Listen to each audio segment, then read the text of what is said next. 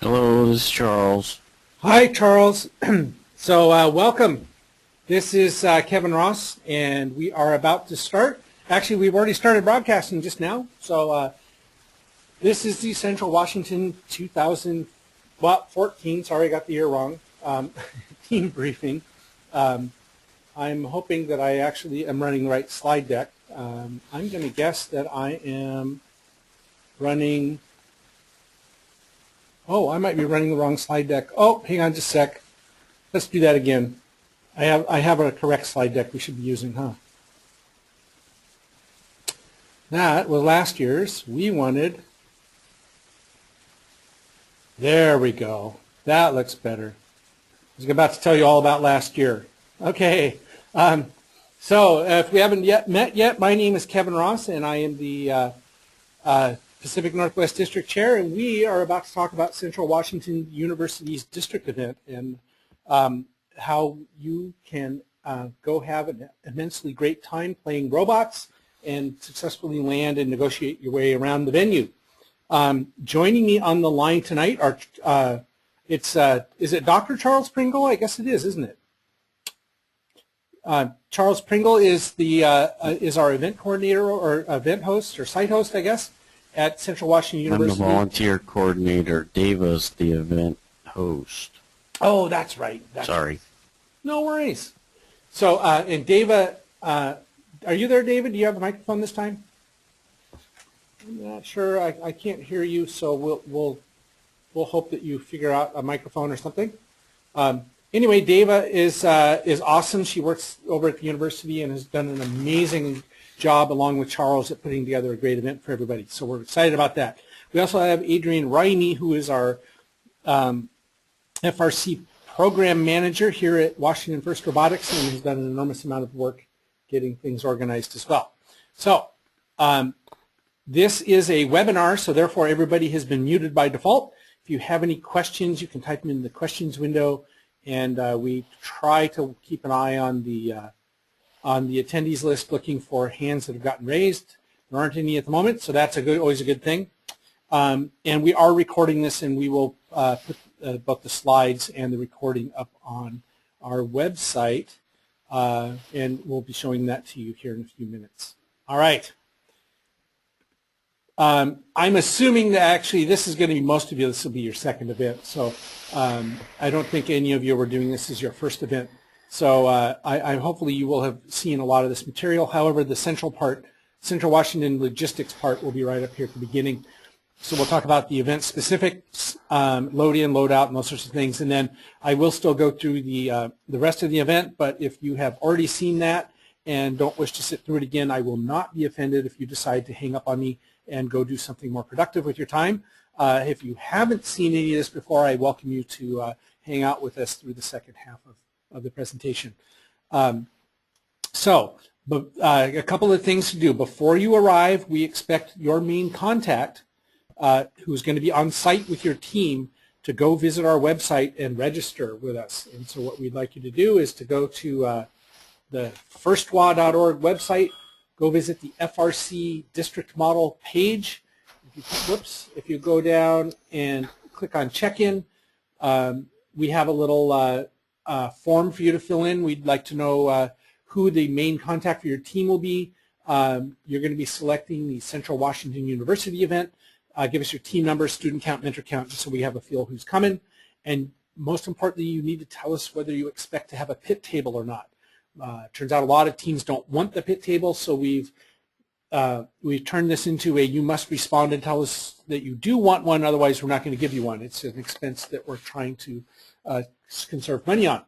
And then you'll need to acknowledge the 3-inch diameter wheel rule. So we'd appreciate your doing that. You can feel free to do that right now. In addition, while you're up on our website, go ahead and take a look at District Model, and you can check out the supplemental rules. These are official first rules that we are allowed to implement, and so these are as applicable as all the other rules. Most importantly, we want you to make sure that you're bringing the required equipment for your pits, which involves a couple of extension cords, a power strip, and a piece of wood to pound on. So we appreciate you doing that. The rest of this is also as equally applicable. We are on a generator, so we'll talk about that a little bit later. But there's rules about the pits and helping to protect the floor of the gymnasium that we're in. So these are all very important rules for us, and we will be enforcing these. Last thing that you might like to know about is under district model, there is a page for the Central Washington University District events. I'll be down here at the bottom. If you click on there, you will find the public agenda, the address of where you're headed, and most importantly, down here at the bottom, your team's food options, and also if you'd like to use the dormitory housing, it's relatively inexpensive, and you can fill out the reservation form there. So that's where you find out information about food, dorm housing. You will also eventually find the slides for this presentation and a video recording of it. The last thing I'm going to show you is if you are interested in wanting to know about district model points, on each of these tabs you will find this link to the district ranking system. You're welcome to click on that. This will show you the rankings for the Pacific Northwest District, and you can, in theory, there it is. There's a list of all of the teams who have played so far, and this is both Washington and Oregon, the entire Pacific Northwest District. You can see the current rankings, so you get a sort of a feel for things. And you can click on a specific team if you'd like. Let's go pick on our friends, the Cyber Knights from Kings High School. Here they are. It gives you a full breakdown of how they got to their 77 points, including all of their match results, elimination match results, and their captain picks and those sorts of things. Good information to know if you want to scout. Interesting information if you want to snoop. You're welcome to do so at your convenience. Okay. Hopefully that made sense. The other thing I will point out is that on the front page of our website, if your school would like to find it, if you go up here to our front page, let's try that again. You can find our 2 web streams. Central will be actually on the red channel. This is the streams for the upcoming week. We're live broadcasting both of these in beautiful high def. So you can watch, we're running 2 events every weekend. This weekend's Mount Vernon and Eastern Washington. But you can watch by clicking on these guys and check out what's going on to see what the events look like. All right, enough of that. So now we're back over to our slides here. I just wanted to point out, again, this should be your second event, but I will remind you that you do get another robot access period 7 days prior to this event. You are allowed to take your robot out for 6 hours. So if you have any modifications to be made, you may do that again. And all the other rules apply. If you are planning on bringing your 45 pounds of withholdings to an event, you are making a tactical mistake. There is not time to deal with 45 pounds of withholdings. You are allowed to do it, but you should have done that at home with your 6 hours of out of the bag time. So please keep that in mind. When you show up at this event, we are expecting you to show up, pass inspection, do a practice round, and then play. We are not expecting you to show up and put on some whole new system on your robot and try and test it and then pass inspection. There just is not time for that in the district model events. Okay, and one last thing, as always, this is a generator-based event, so we will have a generator providing power to the pits. Same rules that applied. You're going to get about 400 watts per team. 5 or 6 teams will be able to share a 2400 watt circuit. We now have 3 events under our belt. It turns out that this is just a non-issue at the events. We had a little bit of trouble with Auburn Mountain View. It turned out to be a bad generator, so we've gotten that fixed. And but power draw, the teams have all been well under 400 watts, so the big to-do was made of nothing on that one. I will point out, however, that we are using inside the gym, even at the university, all of the available electrical circuits.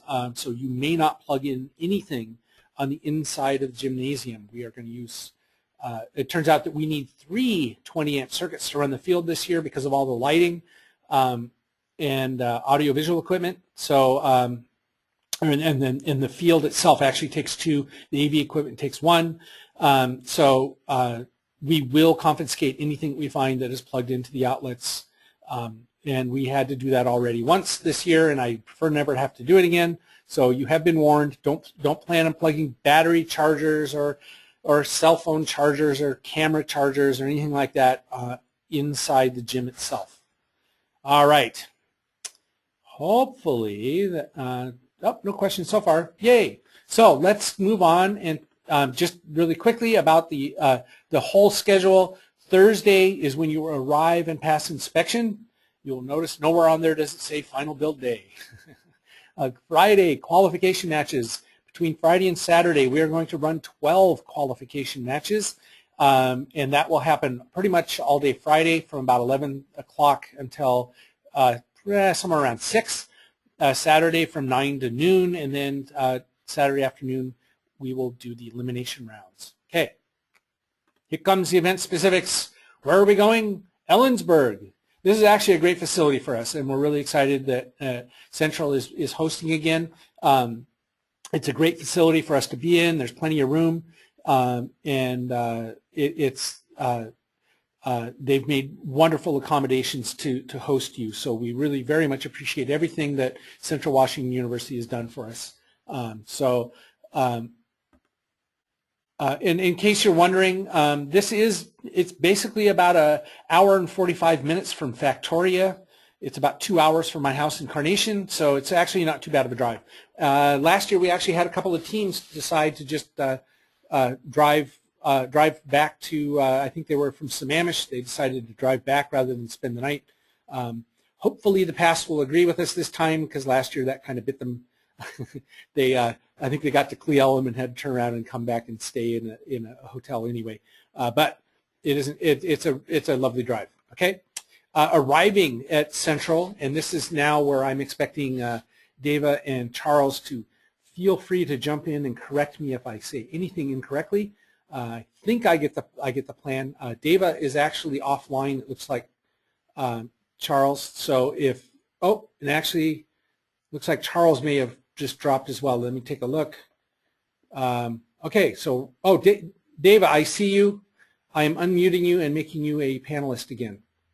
She was probably desperately trying to get on. Hang on one sec. I think you've now joined us, and I'm going to unmute you.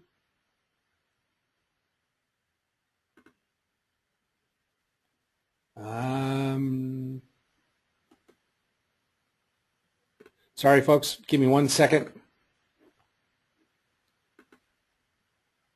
Well,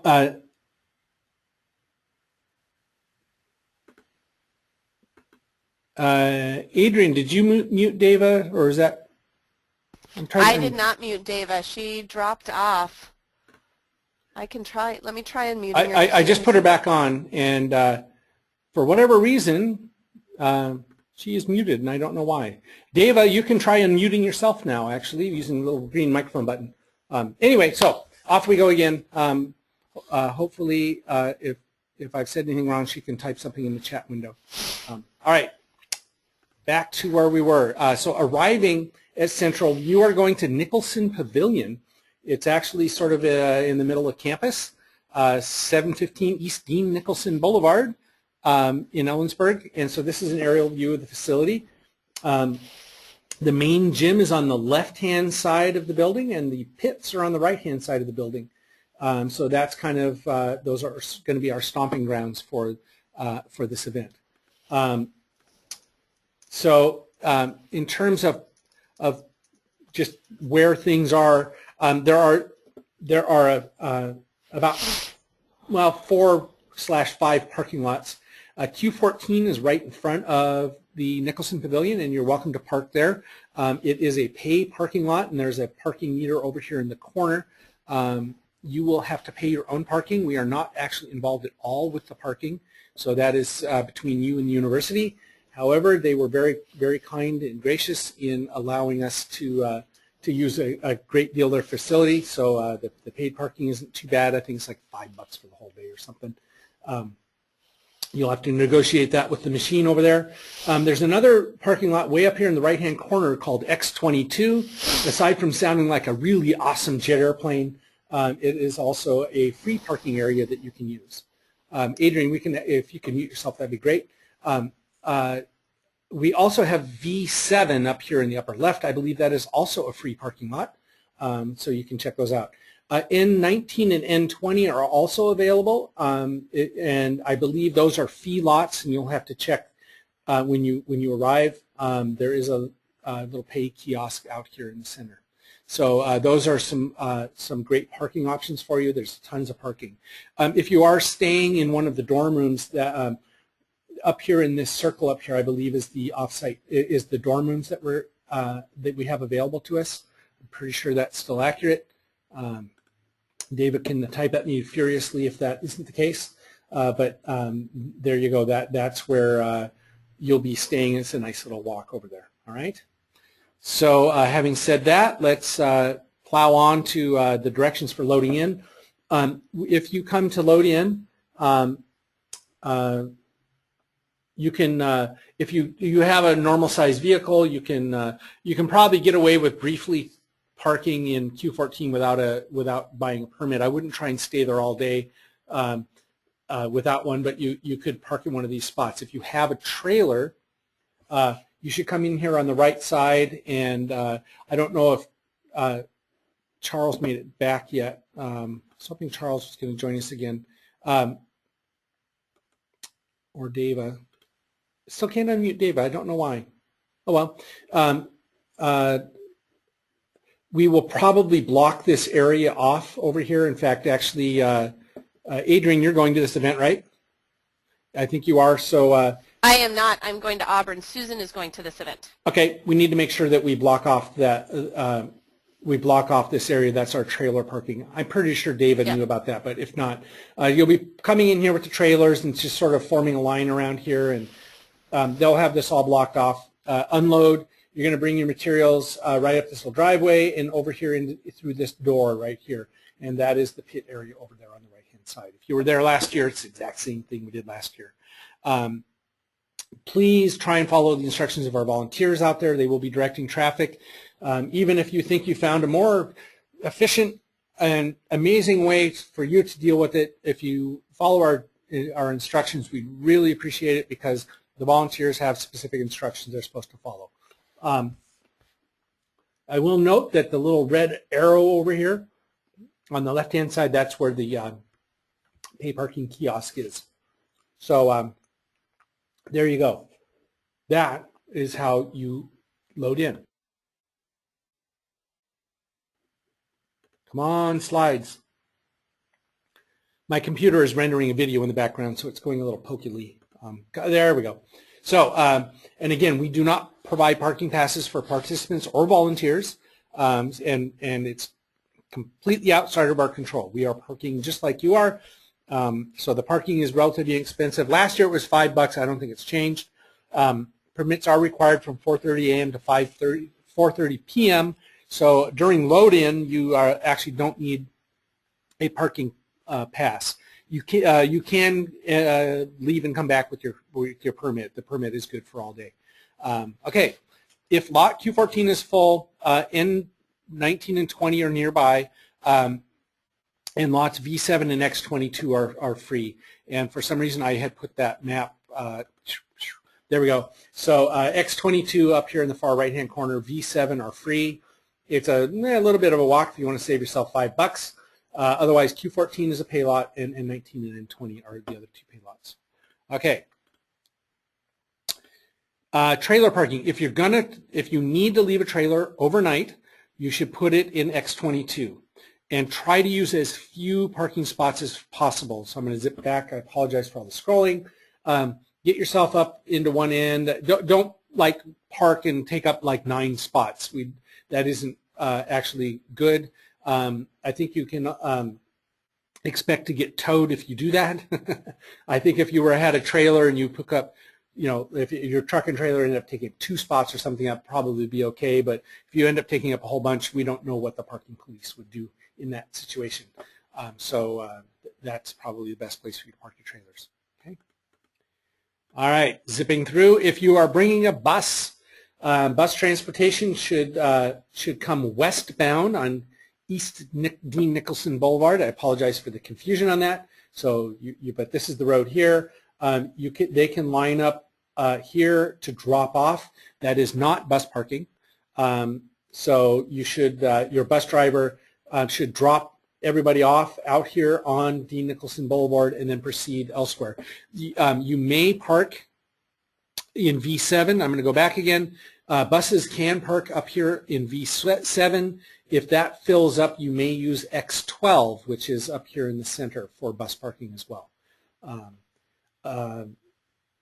Again, that is what we've got arranged for you, okay?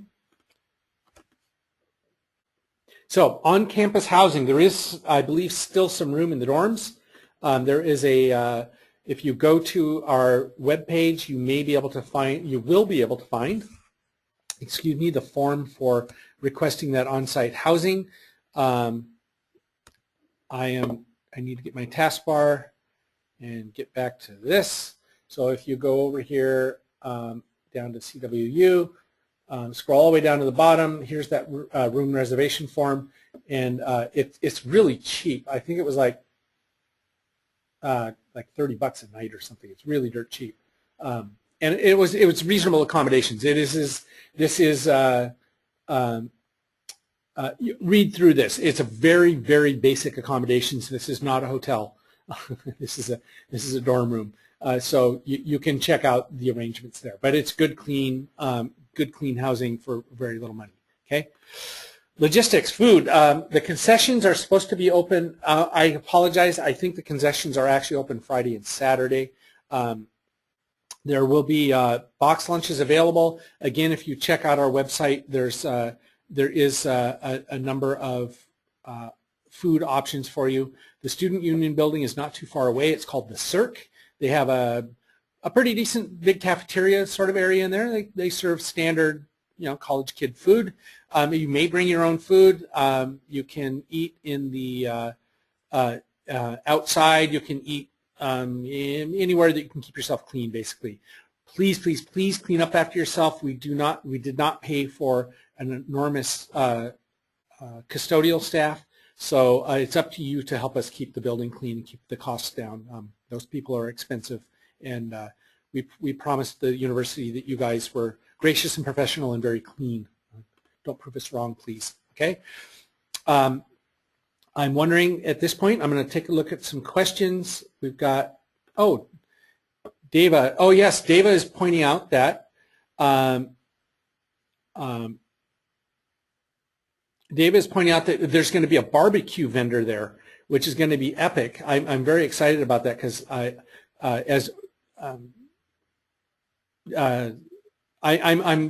what you would call a barbecue hound. I guess that's the best way to put it. I love me some good barbecue, so I'm pretty excited to hear about that. And I'm actually going to put Deva back on as an organizer again, and let's see if we can get some audio from them this time. Charles, are you back? I think I turned you back on. Do you have audio? There you are. Yeah, I have audio. Can you hear me? Yes, I can. There you are. And I think for some reason I can't unmute Deva. I don't know why. No worries. So there is going to be a barbecue vendor online available, and you can check that out also up there on the web page. So, oh, Deva, there you are. Hi. We can hear you. Can you hear me? Now we can. I don't know what was going on, but now I can hear you. Miracles. Yay, technology. Woohoo. Oh, goodness. It's been... that happens to me every now and then as well. So how am I doing so far? Have I missed anything? I have no idea. I've heard about 2 minutes worth. Oh, okay. There is still dorm rooms available. Is that what I heard, right? Yes, plenty. Plenty of dorm rooms available, and they're very inexpensive and they're very clean. Check out that page. I'm actually thinking about canceling my hotel reservation and staying in one. So, oh wait, no, I'm not at this event. Sorry, okay. Never mind. But some of our volunteers are doing that, I believe. Anyway, And then we had the same parking arrangements as last year. Is that what my assumption was, with X22 and B7? That's correct. Okay, good. Yeah, same parking as last year.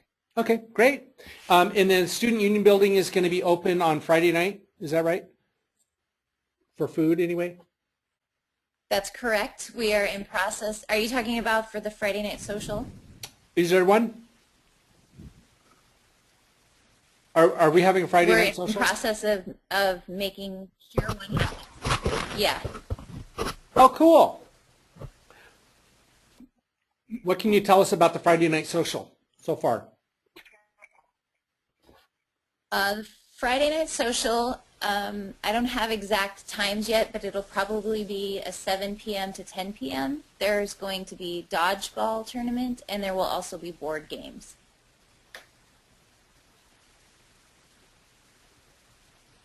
So this is really a great option for everybody because Ellensburg is a really exciting town. As long as you have something like Team Social to go to at night, there isn't a whole lot of other things to do. So if you're looking for something to do with your kids, it was a lot of fun last year. Although somebody gave me bogus information because I went to play dodgeball and I kept getting hit and they kept telling me I was still in. I think I was supposed to get out. I got hit about 25 times. But aside from that, it was a great deal of fun going over to the CERC. They have a big gymnasium area. I think there's a climbing wall. And is that going to be open, do you know? I don't know if the climbing wall will be open. I can certainly ask that question. Okay.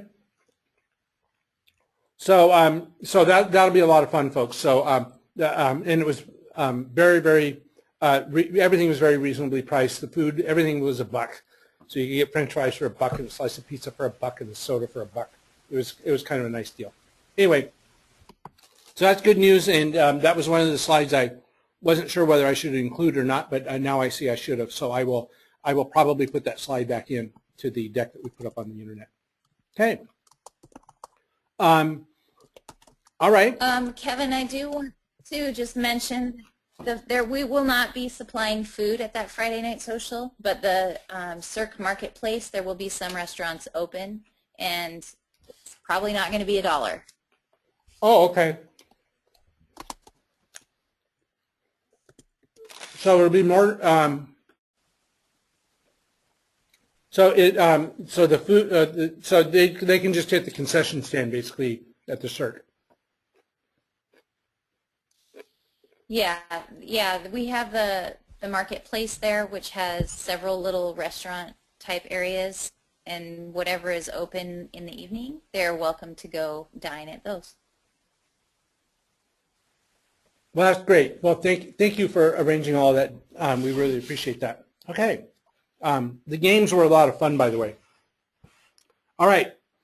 I do have a couple of questions. Let's take care of real quick. Steve is asking if there's any Wi-Fi. There is Wi-Fi probably at the CERC, but I don't think there's open Wi-Fi in the pavilion itself.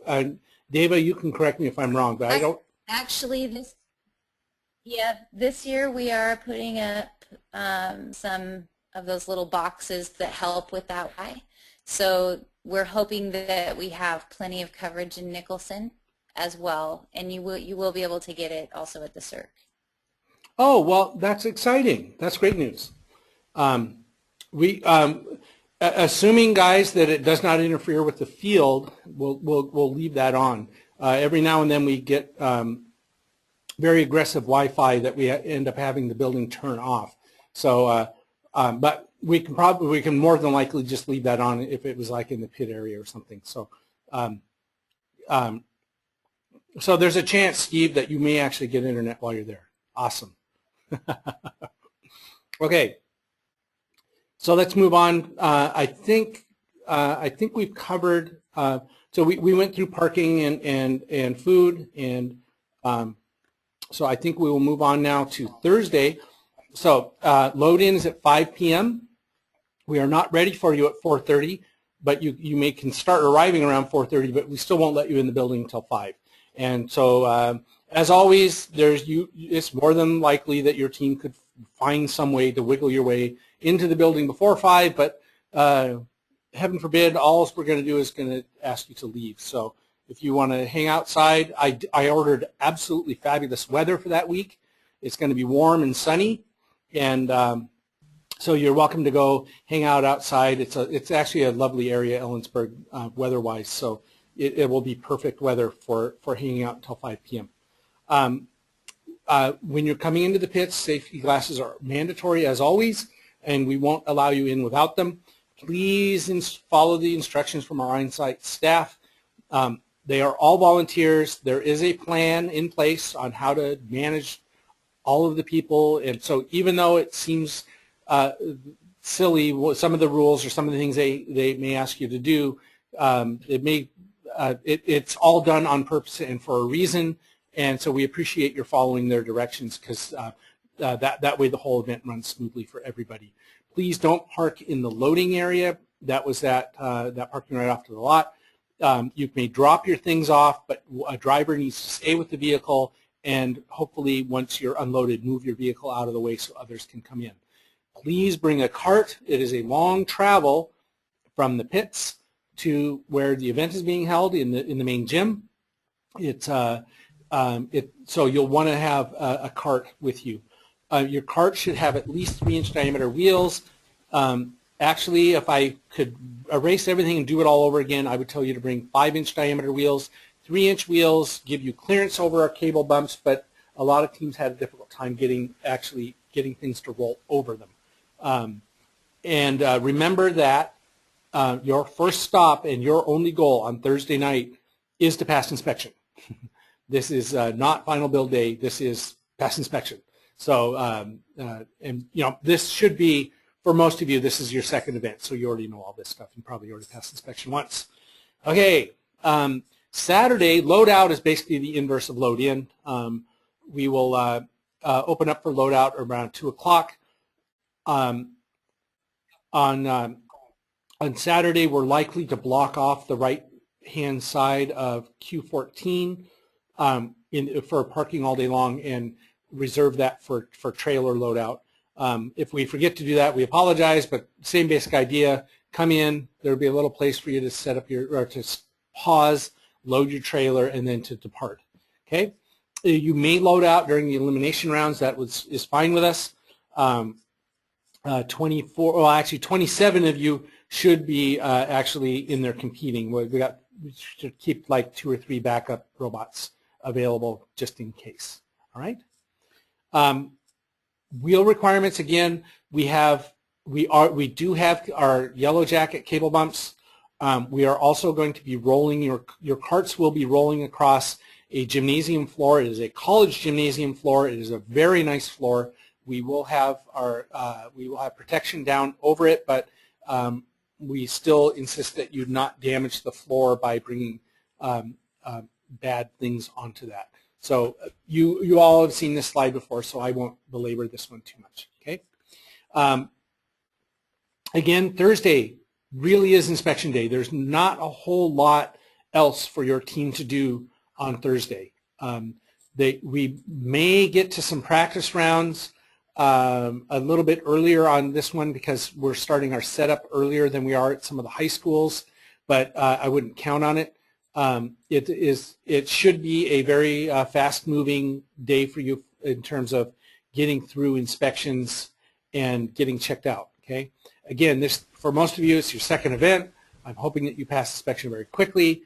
Hopefully, we will have the real field available for you to go out and practice on by mid-evening, and hopefully that will all just work out. Okay. I guess that's a redundant one. Doing less better is our mantra for the year. So we are running smaller events. You're not there for as long, so consider traveling light. And balance this with your team's imagery and all of the effort and plans that your teams have put into your pits and to your look and feel. So by all means, come decked out. However, if you were to think about things that you could potentially leave behind without bringing the kitchen sink with you, you're probably going to be much happier. There is, you're on site for a substantially less time than you are at a normal regional. So something to consider. Okay, don't allow me to dissuade you from demonstrating your team spirit and your team's character, though. I don't want to go there. But by the same token, you probably don't need to bring everything. A lot of teams bring too much stuff in reality. Okay. All right. At Thursday at 5, we would really appreciate it if your main contact would come in and register. Adrian, do you remember? Did I do the sign-in form at this one? The sign-in form. You lost me there. The check-in form. Sorry, the check-in form on the website. The check-in form is done for all the events. You can check in for any of the events. It's not event specific. So Central is listed as one of the events. Yeah. So I just couldn't remember if I brought up the. Sorry, folks.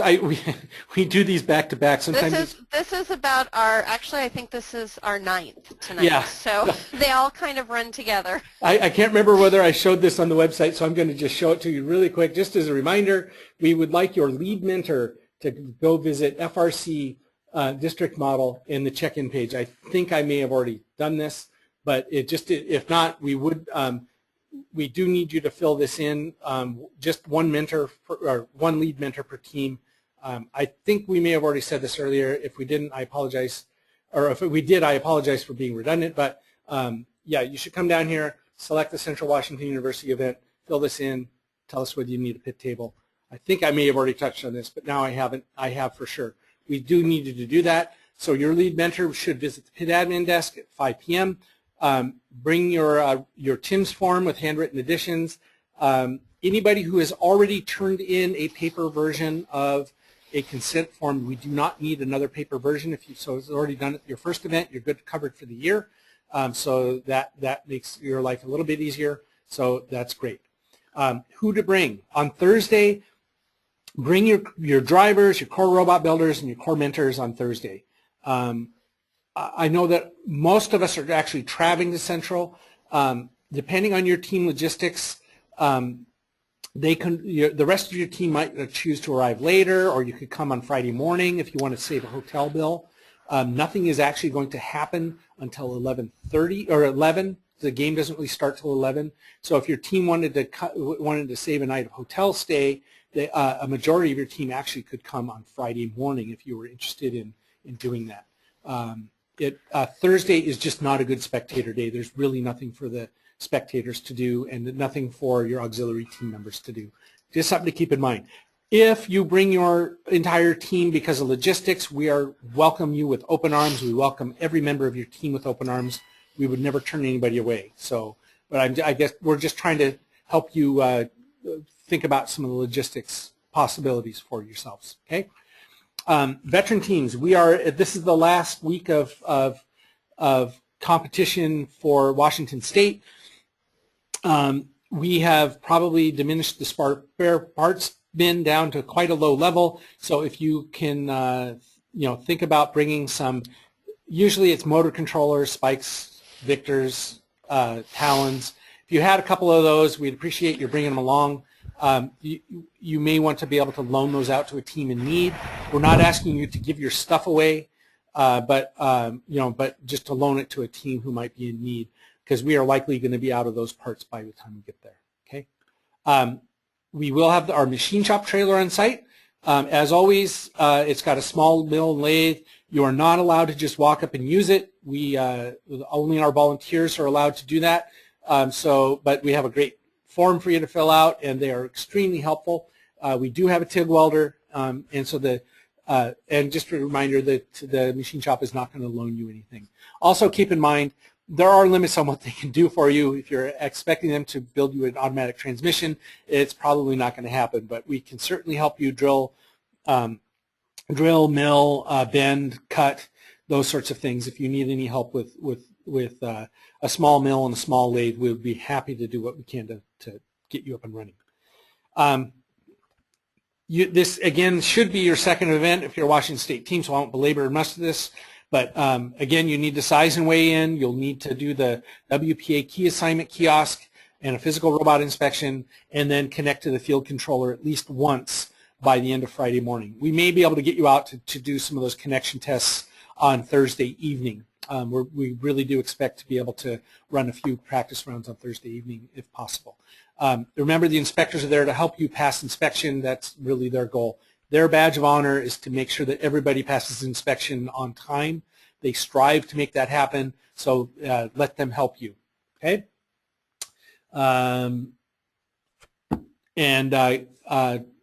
Belaboring the inspection, please, please, please get inspected early, okay? The connection to the field, we will drag your robot out in whatever condition it is by 10 a.m. Friday to make sure that you connect to the field. You've all seen that part before, so I won't belabor that. We are no longer scheduling practice rounds. The official practice matches are going to be starting from 8:30 to 10:30 on Friday morning. They are no longer scheduled. Actually, just as a fun aside, I managed to win myself $20 from our head FTA, Kerry Denherter, during week 1. I told him not to schedule practice rounds because that doesn't work, and he claimed that it was going to, and sure enough, it didn't work. So he and I are going to take that $20 and go have a nice barbecue somewhere. But what we'll do is it will be a first-come, first-served line. You are welcome to there were a couple of teams that just stayed in line at Oregon City, so you're welcome to do that. However, if teams are coming forth who have not practiced at least once or have not at least connected to the field once, we will put them in ahead of you. Thank you for your gracious professionalism for that. Okay, and one last thing, and I know I belabor this a lot. Thursday is no longer final build day. You should be doing everything you can to finish your robot in the comfort of your own shop. So you have that 6 hours. Check it out. It's in the admin manual. 5.6 is the section number. You should be using that. You should be coming expecting to inspect and play, not to work on your robot. Okay? All right. The end of Thursday. Thursday, we are going to kick you out at 10 p.m. That is when the pits close, and so we need to get our volunteers back so they can go back to sleep and get up bright and early and be there at 7 a.m. to start a very long day for them. Everybody's going to work about 12 hours on Friday, so please help us out and be out of the building by 10. We will come and lead you out physically, graciously and professionally, but very firmly lead you out of the building at 10 p.m. Okay? I will point out that the generator will be turned off at night. So if you are making logistics plans, really consider the fact that you're going to need to take your batteries home with you and your battery charge home with you or back to your hotel to charge up at night, because there will be no power in the pits for you. We are actually, this is my second to last slide. I will take a minute to point out a few things that we've learned over the past 2 weeks. So far, we've done Auburn Mountain View week 1, and then last week we did Glacier Peak in Oregon City. We have a few things, a few bits of experience to pass your way. One of them being that you need to streamline your operation quite a bit. You're going to be running somewhere around every 4 to 6 matches is going to be you again. So you may end up coming off the field and basically getting right back in line. What that means to you is that you need to be ready for the fact that you may only have 1 or 2 matches in between your rounds. This is much smaller than we've done in the past, and so you can expect very short turn times. So you need to be ready and have some logistics worked out on how to cycle your robot so that it is ready to go again in, say, 10 minutes or less. Okay, well, about 10 minutes. We strive to make sure everybody gets 10 minutes. Sometimes we cut it pretty close. So know how to change your bumpers quickly, know how to change your battery quickly, know how to reset, recharge, do all of those things to your robot in an extremely efficient way. You may not always have time to go all the way back to the pits. That's what I'm trying to tell you. So keep that in mind. One of the other things that we're seeing a lot while we're down in at the other events was a lot of teams may not have paid full attention to all of the rules. The referees do. So you'll want to make sure that you brush up on what the rules are, especially anything that has a technical foul. A technical foul is a 50-point foul. It's nasty to have to hand those out, but they were pretty common in week 1, less common last week. We're hoping by week 5 everybody has worked that out. The most commonly hit technical foul was reaching beyond the yellow line, a human player reaching too far into the field. The referees catch that quite quickly, and those can really add up. We saw one team get 100 points worth of penalties. And that's just not a good way to start the day. And it was something that was completely avoidable. So make sure that your team, your human players, understand what all the rules are. So just kind of have a little walkthrough. Especially watch for G24 and G40. Those got called a lot. If you don't know what those are, I'm going to let you go read about them because you should know what those are and see what you can do about that. So we really appreciate it. So, so far we've got a really fast-moving event, and we have a lot of, we'll call them a lot of fouls based on lack of knowledge happening. The third thing is that this is a specific. This game is really tough on our volunteer referees. They are doing a stellar job keeping track of a whole lot of stuff. That being said, there are occasions when the control system that they're using has a lag or a delay, and they occasionally have to adjust the score that you're seeing, the live score that you're seeing after the match.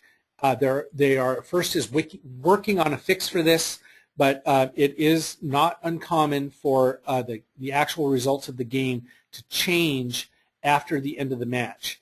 The referees will powwow about it, and they so far have been actually very good about ensuring the accuracy of the end results. The referees are also having to watch a whole lot of stuff. They will occasionally miss fouls. They will occasionally may or may not score assists. The unfortunate fact of the matter is that we do not do video replays. They will not look at videos. If they miss a score, we apologize. There's a random chance it's going to happen to anybody. We strive for it not to happen. They will take all of those things seriously, but if it gets missed, it's just like every other sporting event in the world. Occasionally fouls get missed, occasionally scores get missed, and we apologize about that. But the game is really, really, really hard on these referees. They leave the day really drained from having to keep track of so many things happening on the field. There is a question box. You may use it. The head referee will answer any questions. However, if the referees did not see something happen and they don't have official information on which to make a change, they will not make a change to a score. So that's, and they are trying to enforce that uniformly so it's fair to everybody. Okay. First is working on some processes to hopefully clean up the scoring and how that runs. Thank you for your gracious professionalism on that. Okay. Che is asking, wait, 6 hours would only be for 2-day events. He looked under Rule 5.6 because he was a smart guy. You are actually in the 2-day event. This district models are 2-a-day events. So if you read 5.6, it actually, I think it explicitly states that if you're in the Pacific Northwest District, you get a 6-hour window out of the, you get your 6-hour window, okay? Hopefully that answered your question. Okay. With that,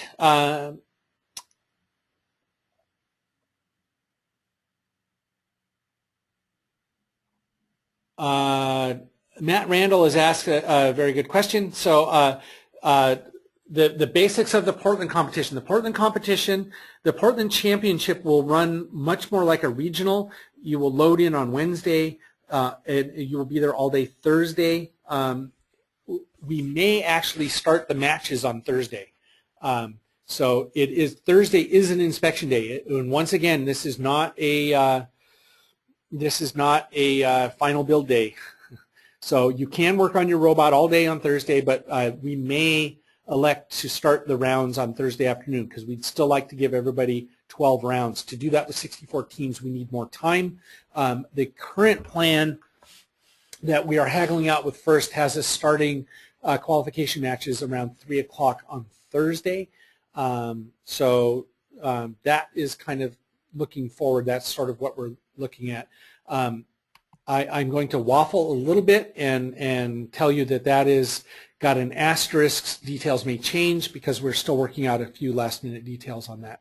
This is the first time we will have ever tried to do that, and we just need to make sure that we've got our volunteers in place and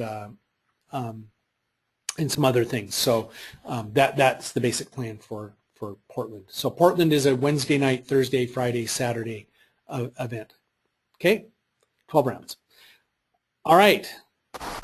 I think, Charles, I think you're still here. Let me have a look. Are you still here? Yeah, you are. I'm still here. How you doing on volunteers? Do you need anybody?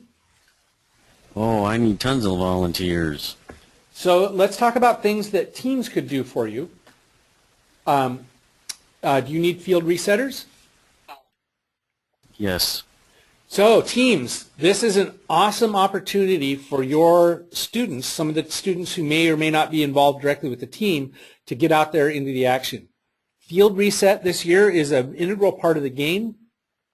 They are helping to maintain to get the game pieces, the balls back into play. They have to move them from one end of the field to the other. It's actually a pretty fast action and high responsibility position. If you've got some students who would like to maybe help out and get more involved in the running of the show, we would love to have them to help us out. To do that, we have a place for them to go. It is called, so you don't need to see my dinner order. Don't need to see that. There we go. If you go to volunteer.firstwa.org, this is our volunteer system. It may be offline at the moment. It looks like it. Well, maybe Kathy's late. Anyway, if you log in, I guess I'm logged in and I can't see some stuff. Does this look? No. Yeah. Here we go. So if you log in, you can create yourself an account. You can then come in and find an event. When you log in, you create an account, it will send you a confirmation email and a confirmation link. You'll click on that. It will take you to a page like this where you can come in and you can volunteer, and you could pick, for example, field reset. So we want all of your students or potential team members who would like to volunteer to help us out there to use this form so that we know that they're coming. Field reset is all day, or is basically all day Friday, all day Saturday. We're looking for some energetic young people. There are some physical fitness issues that you want to take into consideration. These students need to be able to sort of run up and down the field. Not really running, but it's actually a very active position. So mobility issues or fitness issues would probably be a problem. It's really a cool position.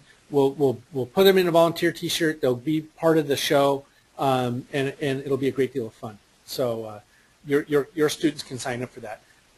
We actually need like 6. We need a total of 6, but how many more do we need, Charles? Do you know off the top of your head? Sorry, I don't have the number on the top of my head. No. I do. Hang on a sec. I have special superpowers, I think. Unless she took this offline. I think she may have taken this offline. Let's see what happens. No, hey, look at that. So we are looking for field area. Where's there? Field area, field reset. Charles will get a chance to go in there and check out. It looks like we have 8 people sign up for field reset. I should do that. Charles, yeah, if you could take a look in there, we may actually have a full set of. There's 8 unassigned people for field reset. Yeah, I think some of them they've signed up for multiple jobs, so they might be assigned elsewhere. Okay, awesome. The other thing that we're probably looking for, because we always are, yep, we're also looking for some folks who would like to help us with event setup and teardown. Honestly, we could use, if you have some students that could show up like midday on Thursday and help us out. We need help putting down the floor tarps, setting up the pits, setting up the field, setting up some of the AV equipment. And a number of other things. So we're looking for quite a few volunteers for that. Same thing on Saturday night to take the fields down and put everything away. It actually takes about a dozen people, and then another 5 or 6 people or 8 people, I guess is what we have on the list to help disassemble the field. We'd really appreciate it. We're looking for people who could stay as late as about 8 o'clock, maybe 8:30. It just takes, there's a bit of a quiet period in there. We'll feed them and keep them happy, but there's a lot of activity right at the beginning of teardown. Then there's a bit of a lull while we get the actual field packed away very carefully, and then we have to take up the carpet and bring up the and take up the floor protection tarps and pack some other stuff away. So again, this is a great way for some of your auxiliary students to contribute to the cause. Really look forward to meeting with them. It's also a great way for if you guys are at all thinking about borrowing one of our fields someday, we would actually insist, in fact we do insist, that if you're going to borrow one of our fields that you have some people who have at least helped with field setup and tear down in the past. Otherwise we won't loan you the field because, well, there's a lot to it. If you are ever thinking about taking the field to Spokane or to Central Washington and setting it up, this is a great way to get some experience on setting up and tearing it down, because otherwise we're unlikely to loan it to you. So there's a great deal of extra incentive for you to spread the knowledge around. So that would be awesome. If you can get those folks to sign up in the next couple of days, we would really very much appreciate it. I'm going to also come up here and take a look at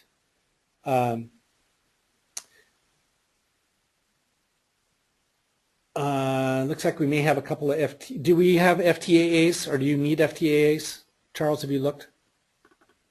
Let me see who's actually signed up. He's got Justin over there. I don't know if he has others, but he does have Justin Grimm. Oh, so actually we have FTAAs.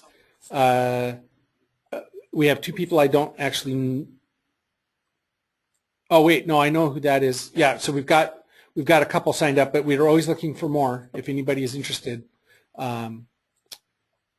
Yep. Sorry, I trying not to show you all their personal information. So we need field reset, production. Do we have an AV crew?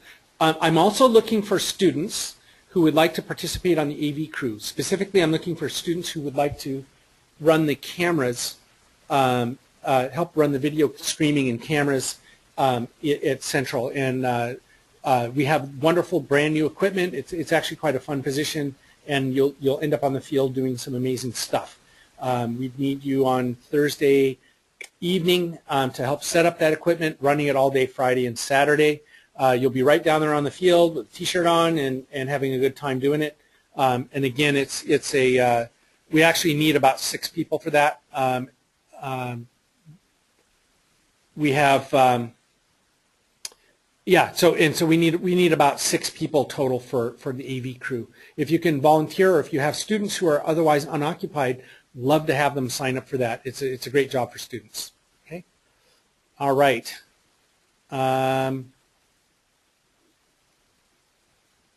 I guess the practice field, we're also looking for Charles, do we have you looked at the practice field? The practice field? No. Okay. Yeah, it looks like we got some people we can assign there, actually, so that's good. All right.